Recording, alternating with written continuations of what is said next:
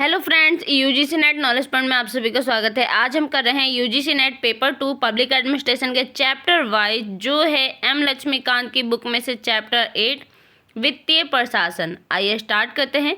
Channel पे नए हैं तो चैनल को जरूर सब्सक्राइब करें, लाइक एंड शेयर करें। चैप्टर 8 वित्तीय प्रशासन, फाइनेंशियल एडमिनिस्ट्रेशन।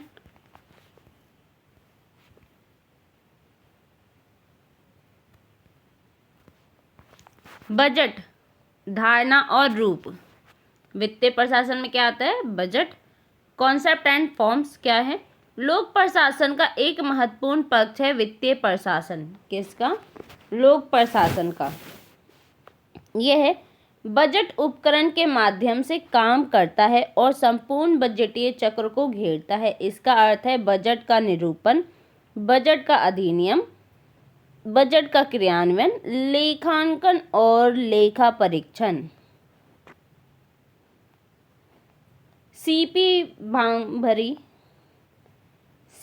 भांभरी के अनुसार वर्तमान अर्थ में इस शब्द का प्रयोग सर्वप्रथम 1773 में ओपनिंग दी बजट नाम व्यंग्य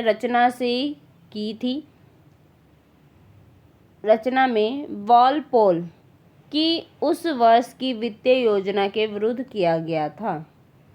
कब की गई थी? सर्वप्रथम सीपी भांभरी कहते हैं कि उनके अनुसार क्या है कि वर्तमान अर्थ में इस शब्द का प्रयोग सर्वप्रथम 1773 में ओपनिंग दी बजट नामक व्यंग्य रचना में वॉलपोल की उस वर्ष की वित्तीय योजना के विरुद्ध किया गया था। महत्व क्या है? सिग्निफिकेंस क्या है इसका? सरकारी प्रशासन के लिए वित्तीय प्रशासन के महत्व पर प्रचलित वक्तव्य निम्न है। कौटिल्य ने कहा है कि सारे काम वित्त पर निर्भर है, अतः सर्वाधिक ध्यान कोषागार पर ध्यान देना चाहिए। जो सारे काम है, जितने भी काम होते हैं वो किस पे है? वित्त पे निर्भर है। किसी को सैलरी देनी है, वो भी वित्त से ही होगी। कुछ और काम हो गए, किसी को काम करवाना है, वो भी वित्त से ही काम होगा। तो सारे काम जो भी निर्भर है, कुछ खरीदना हो गया, कुछ देना हो गया, सारे काम किससे है? वित्त पे ही निर्भर है। हूअर आयोग के अनुसार वित्तीय प्रशासन आधुनिक सरकार का मर्म है। वित्तीय प्रशासन क्या है? जो इस समय सरकार चल रही है, आधुनिक सरकार जो है, उसका मर्म है। विलोबी कहते हैं कि बजट प्रशासन का अभिन्न और अनिवार्य औजार है, यानी बजट के बिना हम प्रशासन नहीं चला सकते। वो क्या है? महत्वपूर्ण औजार है। डिमॉक कहते हैं कि वित्तीय प्रशासन के सभी पक्षों में से बजट निर्माण सबसे ज़्यादा नीति संबंधी प्रश्न उठाता है।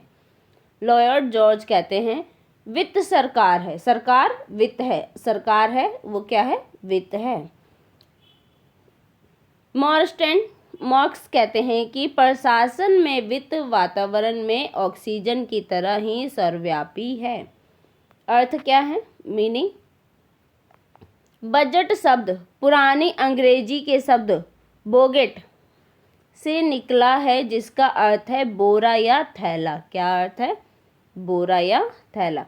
आगामी वित्त वर्ष के लिए सरकार के वित्तीय कार्यक्रम को संसद में प्रस्तुत करने के लिए ब्रिटिश वित्त मंत्री अपने कागजात को एक चमड़े के थैले से निकालते थे।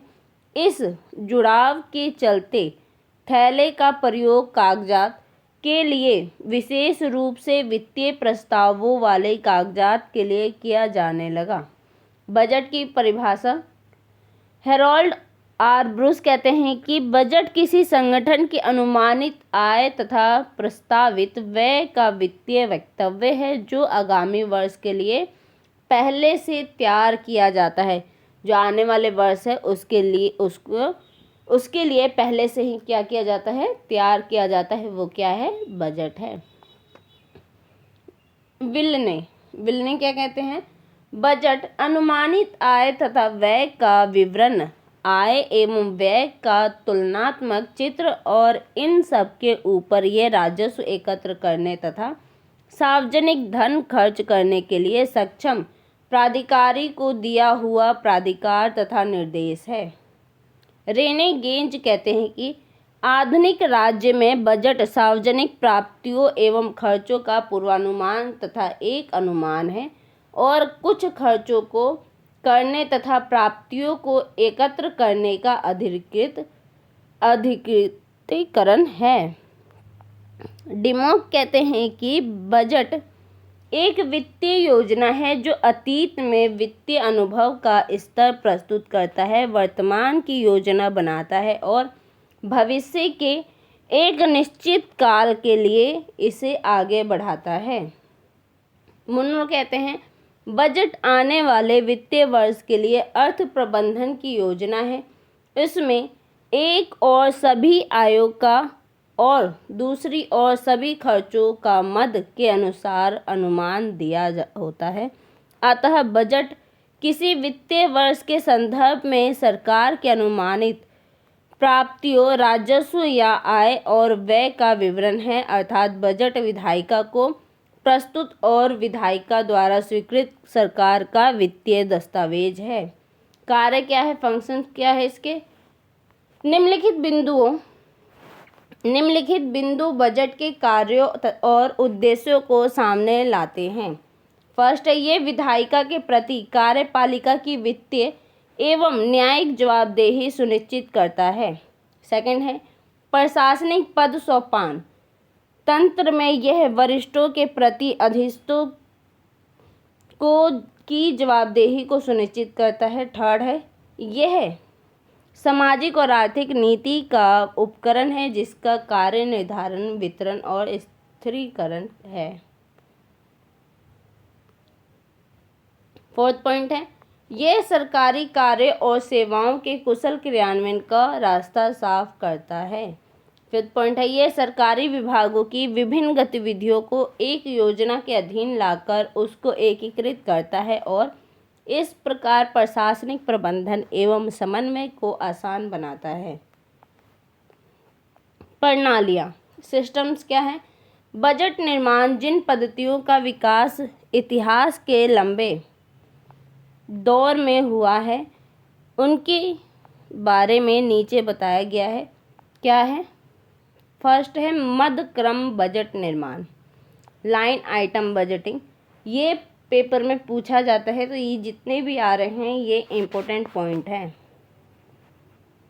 क्या है? सारे इम्पोर्टेंट है, ध्यान से सुनिए। इसको परंपरागत या रूढ़िगत बजट निर्माण भी कहा जाता है। लाइन बजट को क्या कहा जाता है? लाइन आइटम बजट को परंपरागत और रूढ़िगत बजट कहा जाता है।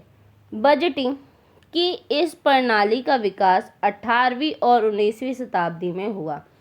इसमें खर्चों के उद्देश्य को सामने लाए बिना उनकी मदों पर जोर दिया जाता है और बजट को कल्पना वित्तीय अर्थों में की जाती है। अर्थात बजट को मध्य क्रम वर्गीकरण के अर्थों में प्रस्तुत किया जाता है।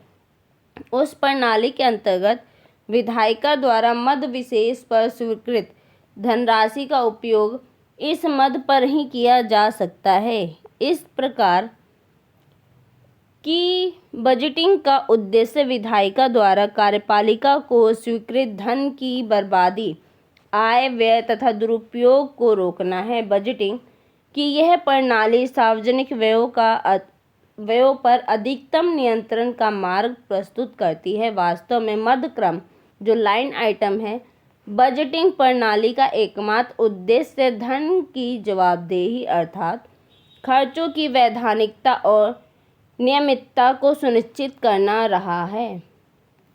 इस प्रणाली को वर्धनशील बजटिंग भी कहा जाता है। क्या कहा जाता है? वर्धनशील बजटिंग, क्योंकि इसमें धन का आवंटन विद्यमान आभार की पहचान करने के बाद वर्धनशील इंक्रीमेंटल आधार पर किया जाता है। नेक्स्ट है निष्पादन बजट निर्माण, परफॉर्मेंस बजटिंग। ये क्या है? सेकंड है परफॉर्मेंस बजटिंग। इस प्रणाली का जन्म संयुक्त राज्य अमेरिका में हुआ था। निष्पादन जो बजट है इसका जन्म कहाँ हुआ था? संयुक्त राज्य अमेरिका में। पहले उसे क्रियाशील फंक्शनल का या क्रियाकलाप एक्टिविटी, कार्यकलाप एक्टिविटी बजटिंग कहा जाता था। निष्पादन बजट को क्या कहा जाता था? फंक्शनल या एक्टिविटी। निष्पादन बजट शब्द को पहले हूवर आयोग 1949 में गढ़ा था। इसने संयुक्त राज्य अमेरिका में निष्पादन बजट अपनाने की सिफारिश की थी। किसने की थी? हूवर आयोग ने, जिससे कि बजट निर्माण के प्रति कुशल प्रबंधन का दृष्टिकोण बनाया जा सके। तदनुसार राष्ट्रपति ट्रूमैन द्वारा इसको 1950 में लागू किया गया था।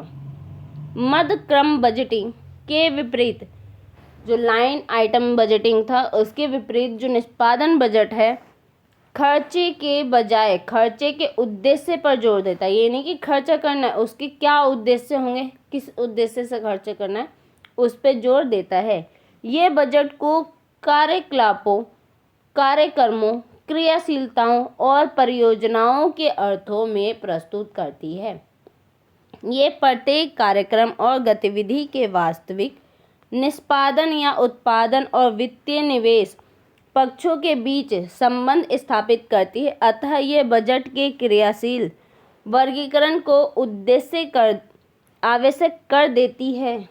क्या कर देती है? ये बजट के क्रियाशील वर्गीकरण को आवश्यक कर देती है। भारत में निष्पादन बजट की सिफारिश सर्वप्रथम संसदीय आंकलन समिति 1950 में की गई थी। भारत में कब की गई थी? 1950 में की गई थी। किसके द्वारा? संसदीय आंकलन के द्वारा। भारत में बजट बनाने की इस प्रणाली की उपयुक्तता और व्यवहारिकता की अध्ययन करने के लिए सरकार ने अमेरिकी विशेषज्ञ फ्रैंक डब्ल्यू क्राउन को आमंत्रित किया था। किसे किया था? फ्रैंक डब्ल्यू क्राउन को। अंततः निष्पादन बजटिंग को प्रशासनिक सुधार आयोग की सिफारिश, यानी फर्स्ट जो ARC था, की सिफारिश पर 1958 में लागू किया गया। उस आयोग के अनुसार निष्पादन बजट प्रणाली के लाभ और उद्देश्य क्या थे? विधायिका संसद में जिन उद्देश्यों एवं लक्ष्यों के लिए धन की मांग करती है, उसको ये अधिक स्पष्टता से सामने लाती है। सेकंड है, यह कार्यक्रम और उपलब्धियों को वित्तीय और वास्तविक अर्थों में सामने लाती है। थर्ड है, संसद इस बजट को बेहतर ढंग से समझ सकती है और उसकी बेहतर समीक्षा कर सकती है। फोर्थ है, इससे बजट निरूपण में सुधार आता है। फिफ्थ है, इससे सरकार के सभी स्तरों पर निर्णय निर्माण प्रक्रिया आसान हो जाती है। सिक्स्थ है, यह वित्तीय कार्यकलापों के प्रबंधन नियंत्रण के अतिरिक्त उपकरण उपलब्ध कराता है। सेवंथ है, यह निष्पादन लेखा परीक्षा को अधिक उद्देश्यपूर्ण और कारगर बनाता है। निष्पादन 1968 में निष्पादन बजट को भारत सरकार के 4 मंत्रालयों में शुरू किया गया था। बाद में 1977-78 में इसका विस्तार 32 विकासात्मक विभागों में कर दिया गया। नेक्स्ट है कार्यक्रम बजट निर्माण, यानी प्रोग्रामिंग बजटिंग।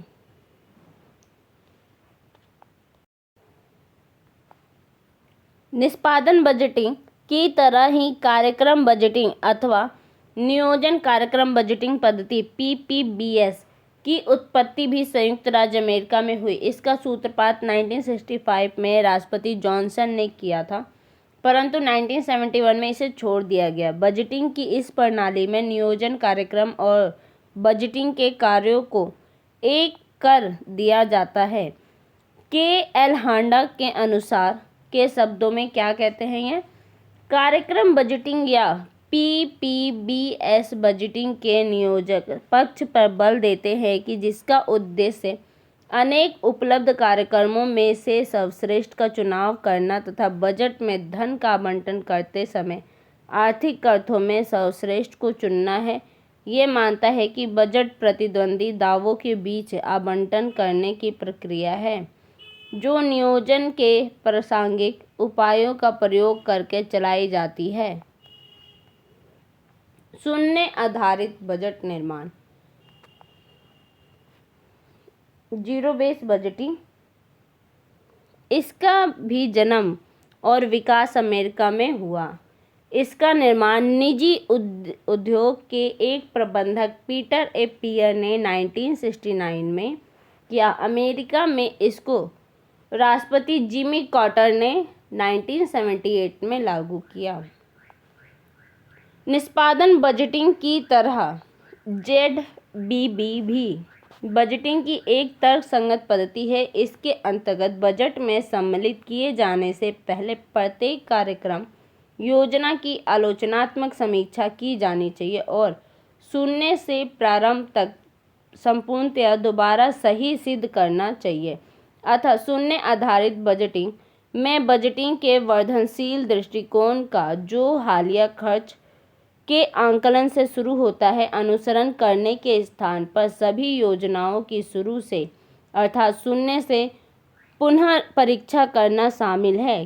के एल हांडा के शब्दों में, शून्य आधारित बजट प्रणाली की मूल विशेषता यह है कि अपना बजट तैयार करते समय विभागों को किसी चीज़ को पहले मानकर नहीं चलना चाहिए और इसलिए उनको कोरे कागज से शुरुआत करनी चाहिए। आगामी वर्ष के बजट निर्माण की प्रक्रिया शून्य से शुरू होनी चाहिए, न कि मौजूदा बजट को आधार या प्रारंभिक बिंदु के रूप में मानकर। जो भी बजट बना रहे हैं वो बजट शून्य से शुरू होनी चाहिए, जीरो से, ना कि जो इस समय चल रही है किसी आधार को मान के कि हम ये आधार से बजट निर्माण करेंगे। नहीं, बजट कहाँ से शुरू होनी चाहिए? शून्य से। शून्य आधारित बजटिंग की व्याख्या करते हुए CV श्रीनिवास कहते हैं कि एक क्रियाशील नियोजन और बजटीय प्रक्रिया है जो प्रत्येक प्रबंधक से अपने बजट की पूरी मांग को शुरुआत से, इसलिए शब्द शून्य आधारित आता है, सही सिद्ध करने की अपेक्षा करती है और ये सिद्ध करने के साक्ष्य का बोझ प्रबंधक पर डालती है कि उसको धन खर्च ही क्यों करना चाहिए और काम बेहतर ढंग से कैसे किया जा सकता है। शून्य आधारित बजट पद्धति के लाभ: यह निचली वरीयता के कार्यक्रमों को हटाती या न्यूनतम कर देती है। सेकंड है, ये कार्यक्रम की प्रभावशीलता को एक बढ़ा देती है। थर्ड है, इसमें अधिक प्रभावी कार्यक्रम को अधिक धन मिलता है। फोर्थ है, इससे कर वृद्धि में कमी आती है। फिफ्थ पॉइंट है, यह लागत प्रभाविता और लागत लाभ के अर्थों में योजनाओं की आलोचनात्मक समीक्षा को आसान बनाती है। सिक्स्थ है, इससे वर्ष के दौरान बजट समायोजन शीघ्र होता है। सेवंथ है, ये पर्याप्त संसाधनों का सुसंगत आवंटन करता है। 8 पॉइंट है, बजट की तैयारी में यह समृद्ध कार्मिकों की भागीदारी बढ़ाती है। भारत में शून्य आधारित बजटिंग को सबसे पहले 1983 में विज्ञान और प्रौद्योगिकी विभाग में और तत्पश्चात 1986 से 87 के वित्त वर्ष के दौरान सभी मंत्रालयों में लागू किया गया था। सूर्यास्त विधायन, सनसेट, यह अवांछित, पुराने, बेकार और सूर्यास्त विधायन पूछा जा चुका है UGC नेट के पेपर में।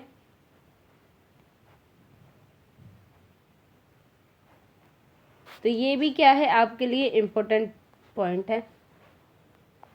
यह अवांछित, पुराने, बेकार और अनुपयोगी कार्यक्रमों को समाप्त करने के लिए नीति समीक्षा की औपचारिक प्रक्रिया है।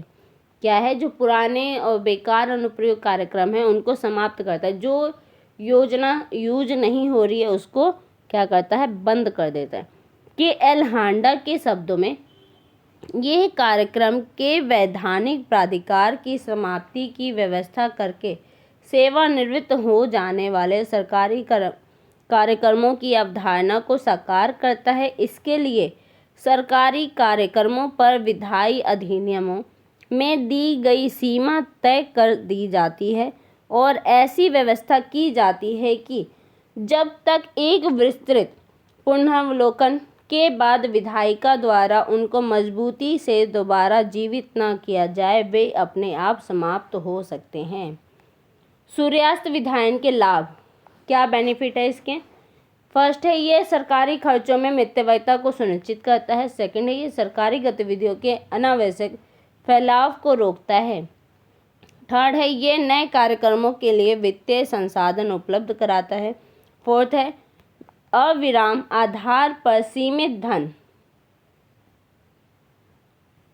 के आवंटन का मार्ग प्रशस्त करके यह प्रशासनिक सुसंगतता को सुनिश्चित करता है। फिफ्थ है चल रहे कार्यक्रमों के मूल्यांकन की मुख्य जिम्मेदारी विधायिका पर डालकर यह उनको समाप्त करने के मामले में कार्यपालिका के प्रतिरोध पर काबू पाने में सहायता करता है, सहायक होता है। सिद्धांत, क्या है बजट के सिद्धांत? तर्कसंगत बजटिंग के सिद्धांत निम्नलिखित है। बजट संतुलित हो, क्या होना चाहिए? बजट संतुलित होना चाहिए। इसका अर्थ है कि अनुमानित व्यय अनुमानित आय से अधिक नहीं होना चाहिए। जो अनुमानित व्यय है और जो अनुमानित आय है उससे क्या होना चाहिए? वो ज़्यादा नहीं होना चाहिए। या यूँ कहा जाए कि संतुलित बजट वह बजट है जिसमें अनुमानित व्यय अनुमानित आय से मेल खाते हैं। अगर अनुमानित आय अनुमानित व्यय से अधिक है तो इसे बचत का बजट कहते हैं। अगर अनुमानित आय और अनुमानित व्यय से अधिक हो जाता है तो क्या कहेंगे? उसे बचत का बजट कहा जाता है। और यदि अनुमानित आय अनुमानित व्यय से कम होता है तो उसे घाटे का बजट कहा जाता है। रोकड़ बजटिंग, ये सारे हम अभी क्या पढ़ रहे हैं? सिद्धांत। इसका अर्थ है कि व्यय और आय का अनुमान तैयार करने का आधार यह हो कि वित्त वर्ष के दौरान वास्तव में कितना व्यय और कितना आय होने की आशा है। रोकड़ बजटिंग के विपरीत होती है राजस्व बजटिंग। इसके अंतर्गत बजट अनुमान मांग और देयता के आधार पर तैयार किए जाते हैं, अर्थात वित्तीय वर्ष के बजट में एक वित्तीय वर्ष के व्यय और आय को उसका ख्याल रखे बिना जोड़ा जाता है। उस वित्तीय वर्ष में वास्तव में खर्चे प्राप्त होंगे या नहीं। संयुक्त राज्य अमेरिका, ब्रिटेन और भारत में रोकड़ बजटिंग प्रचलित है, जबकि फ्रांस और यूरोप में कुछ अन्य देशों में राजस्व बजटिंग है। राजस्व बजटिंग की अपेक्षा रोकड़ बजटिंग में सार्वजनिक खातों का समापन जल्दी करना आसान होता है। देरी होने से वित्तीय वर्ष के लिए उसका महत्व काफ़ी कम हो जाता है। सभी वित्तीय लेन देन के लिए एक बजट, क्या है? सभी वित्तीय लेन देन के लिए एक बजट। इसका अर्थ है कि सरकार को अपने सारे राजस्व और व्यय यानी कि सभी विभागों के एक ही बजट में शामिल करने चाहिए। एक बजट के विपरीत बहु बजट, जिसमें अलग अलग विभागों के अलग अलग बजट तैयार किए जाते हैं। एक बजट प्रणाली सरकार की संपूर्ण वित्तीय स्थिति अर्थात संपूर्ण बचत या घाटे को प्रकट करती है। संयुक्त राज्य अमेरिका और ब्रिटेन में एक बजट प्रणाली प्रचलित है, जबकि फ्रांस, स्विट्जरलैंड और जर्मनी में बहु बजट। भारत में दो बजट है, आम बजट और रेलवे बजट। भारत में कितने बजट हैं? दो, आम और रेलवे। बजटिंग सरल होनी चाहिए, शुद्ध नहीं। बजटिंग क्या होनी चाहिए? आसान होनी चाहिए, शुद्ध नहीं। इसका अर्थ है कि बजट में सरकार की प्राप्तियों और व्ययों के तमाम लेन देन को पूर्णतः और अलग अलग प्रदर्शित होना चाहिए। केवल वह स्थितियां नहीं जो इनके परिणाम स्वरूप पैदा होती है। प्राप्तियों को व्यय से घटाने या इससे उल्टा करने और बजट को शुद्ध प्राप्तियों या खर्चों के लिए तैयार करने की पद्धति बजटिंग का स्वस्थ सिद्धांत नहीं है। कारण यह है कि अधूरे लेखा चलते इसके वित्त पर विधायिका का नियंत्रण कम हो जाता है। अनुमान ठोस होने चाहिए। कैसे होने चाहिए अनुमान? ठोस। इसका अर्थ यह है कि अनुमानों को यथासंभव सटीक होना चाहिए। कारण यह है कि अनुमान अधिक होने से कराधान अधिक होता है और अनुमान कम होने से बजट का क्रियान्वयन अप्रभावी होता है। ठोस बजटिंग का अर्थ यह भी है कि खर्चों की खास मदों को स्पष्ट होना चाहिए और कोई एकमुश्त उपदान की मांग नहीं होनी चाहिए। कालातीत का नियम।